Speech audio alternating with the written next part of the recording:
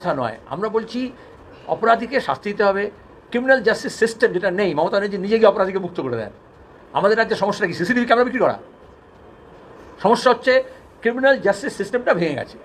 থানাগুলোতে police নেই, civic দিয়ে কাজ করাচ্ছে। আর পুলিশগুলো হচ্ছে কেন্দ্রীয় মন্ত্রী আসলে, রাজ্যমন্ত্রী আসলে, চোর জোচ্চোর হলে, মন্ত্রী এমএলএ এমপি হয়ে গেলে তাদেরকে পাহারা দিচ্ছে। ভিআইপি সিকিউরিটি আছে, থানা ডিউটিতে কে আছে, বিটে ডিউটিতে কে আছে, এলাকা ডিউটিতে কে আছে।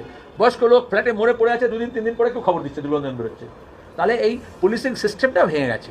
পুলিশের যে এফিসিয়েন্সি ছিল, এই ডিজিকে ট্রেনিং দেওয়ানো হয়েছিল সব ব্যাপারে, যেমন তিনি কলকাতার অফিসার ছিলেন। কিন্তু সেই ট্রেনিংটা যদি কাজে না লাগে, শুধু মমতা যা নির্দেশ দেবেন সে মতো যদি চলে, তাহলে তো অপরাধ হচ্ছে। এবং এই ধরনের অপরাধে যদি কোনো অভিযোগ পাওয়া যায়, সিসিটিভি দরকার ছিল না তো। এই কলেজে এই লোকটা সম্পর্কে, অপরাধীদের সম্পর্কে, ওখানকার ছাত্রছাত্রীরা যে অভিযোগ আগে করেছে, যদি কলেজে আইসি থাকতো ঠিক মতো, যদি তার গভর্নিং বডি মমতার নির্দেশে বা অভিষেকের নির্দেশে যদি এদেরকে না পুষতো আর ব্যবস্থা নিত, তাহলে তো পারতো না।